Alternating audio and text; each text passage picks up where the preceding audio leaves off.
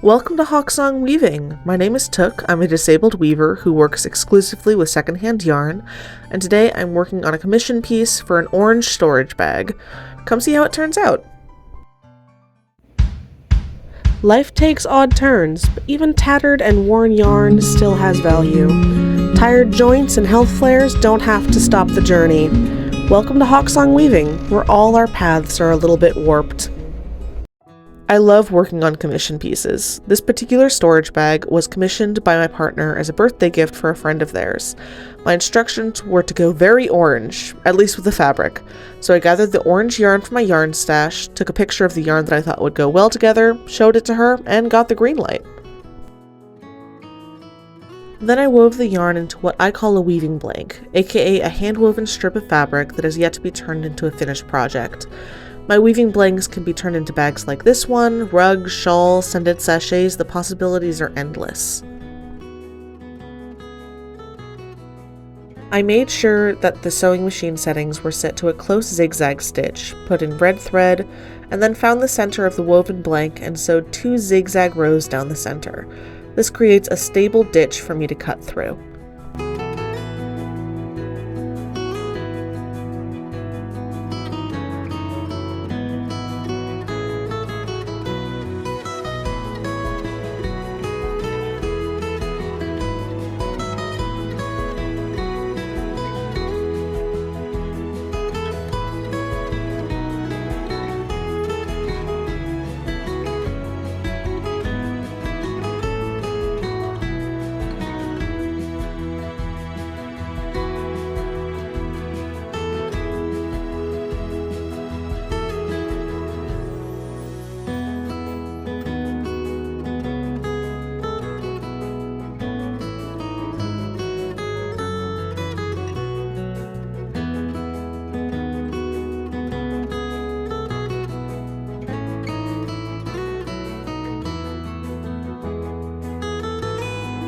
Once that was done, I took the now 2 strips of woven fabric and sewed them together. Because of the rigidity of the fabric, I do a zigzag row down the center on the right side of the fabric. This helps flatten and strengthen that seam, as well as make it look very pretty.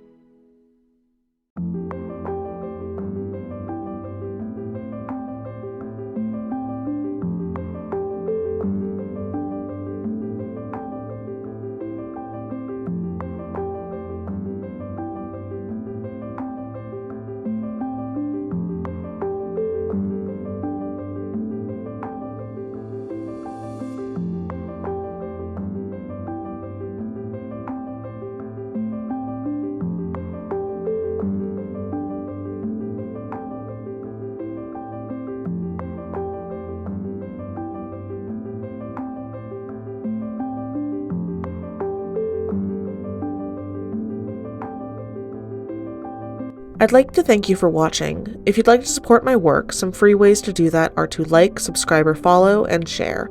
This applies to other small artists as well. It's a great way to let the social media algorithms know that this is content worth watching.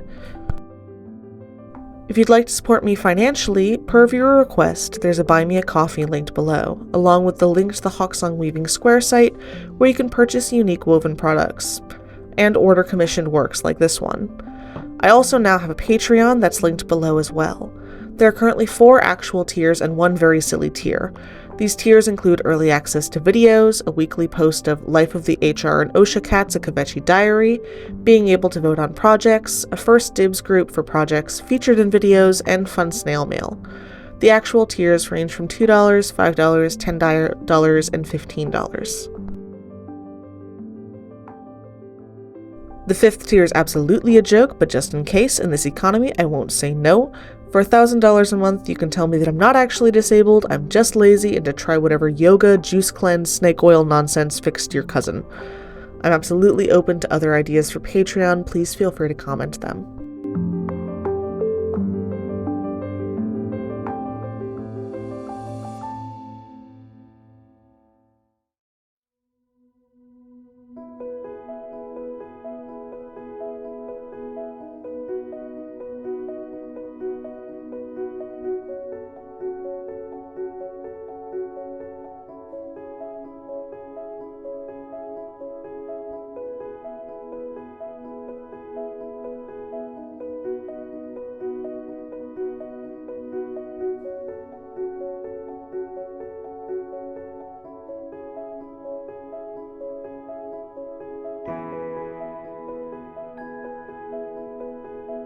I have an orange batik print fabric that I got from the thrift store down the street. You can see me hesitating, wondering if I should iron it before use, but the feel of the fabric is fairly plasticky in that rayon way, and I don't want to melt it. So in the end, I trust that the wrinkles will flatten out during the sewing process, which they did.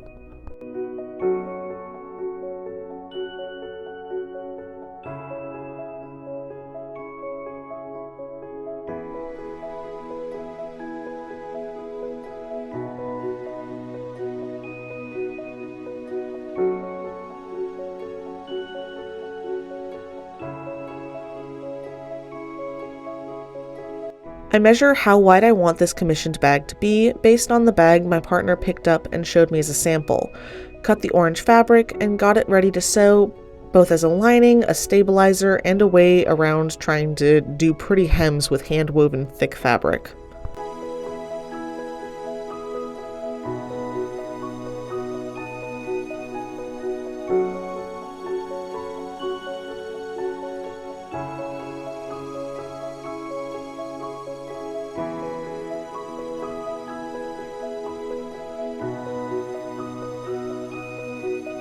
I then lay the fabric face down, in this case whichever side of the batik is prettiest and most vibrant. This is absolutely a do as I say, not as I do moment. Please use clips or pins. Then using a tight straight stitch, I'm going to go around the woven fabric's edges, flipping the fabric around as I need to, and cutting the long end of the lining fabric once I get there. This is not fine sewing, this is effective sewing. I do the dainty stuff in my counted cross stitch in the evenings.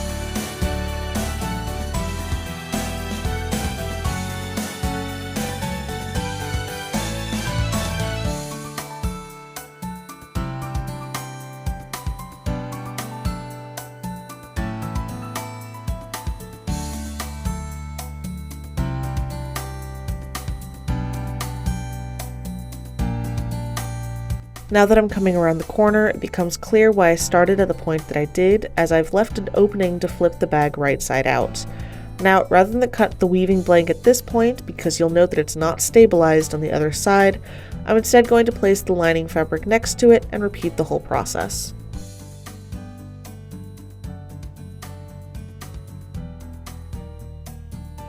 I got impatient and flipped this one right side out first, just because I wanted to see where this was going. I knew where it was going in my head, but I didn't entirely know where it was going. I don't know if that makes sense.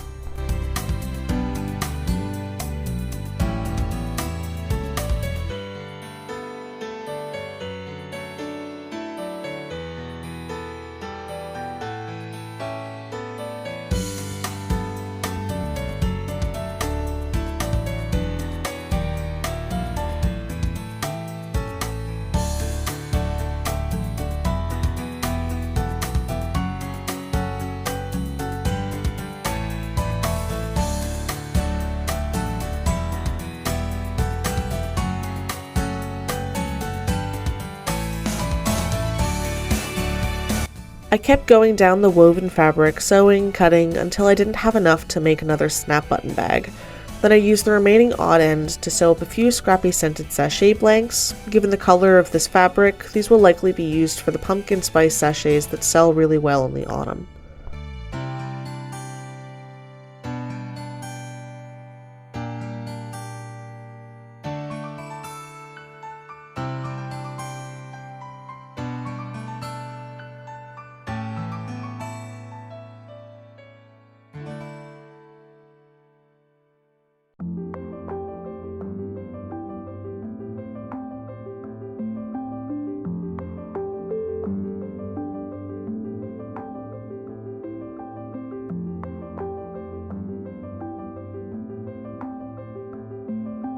The next step that I slightly rushed and didn't entirely get on tape, my apologies, is to turn the bags right side out. I usually use a hair stick for the fiddly bits of this, but you could use a chopstick or a knitting needle or a butter knife, pretty much anything long and pokey but not stabby. If your weave is loose, you can poke through it, but that's okay. This particular project didn't end up needing it, but most do. I folded this bag to the length that I wanted, then I took a pin and got the pocket of the bag held together. I use a whip stitch of embroidery floss because that's what's quickest and easiest for me, but you could use a blanket stitch and get a nicer effect. For me, in order to sell these, I need to make some shortcuts in order to keep the price where people are actually going to buy them, even as commission work. It's an unfortunate aspect of this economy. I'm fortunate that my family and friends know how hard it is to make a living as an artist and don't pressure for freebies.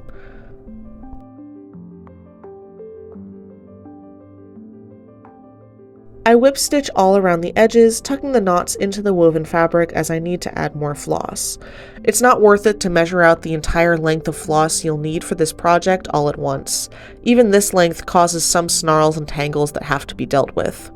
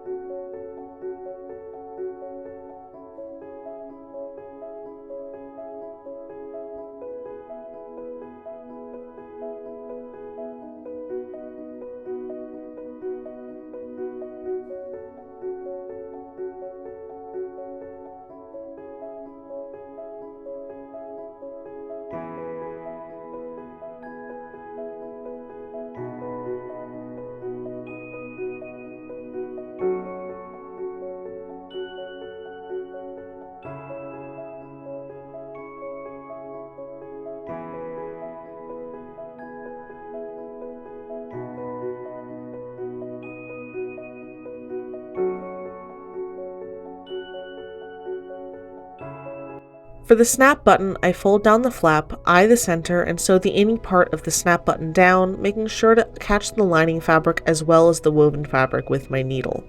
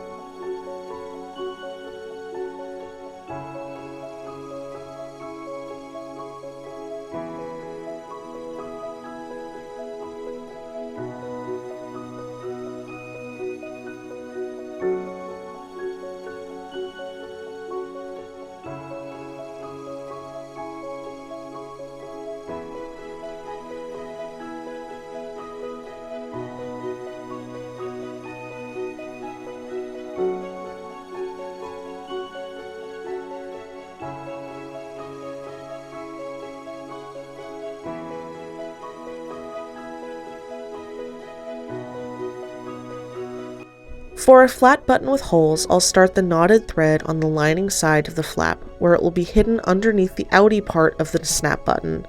But for shank buttons, I'll sew the outie snap button on first, and then cover the stitches with the shank button. For this bag, I used a stone statement bead that I got from the thrift store. Hey stone folks, any idea what this is?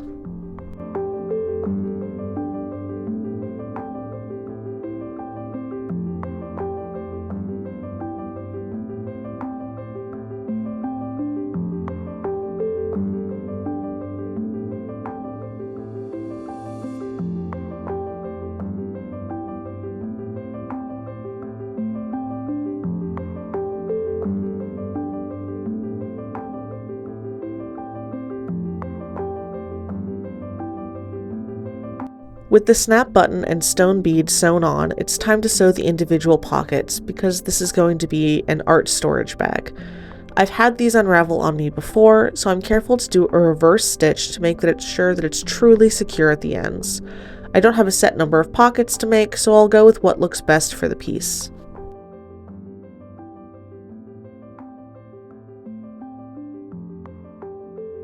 Thank you for coming along as I made this commissioned storage bag. I'm so glad for the odd turn that your path took that brought you here. Thank you for spending some time with me at Hawksong Weaving, where we're all a bit warped, and I hope that you have a truly excellent week.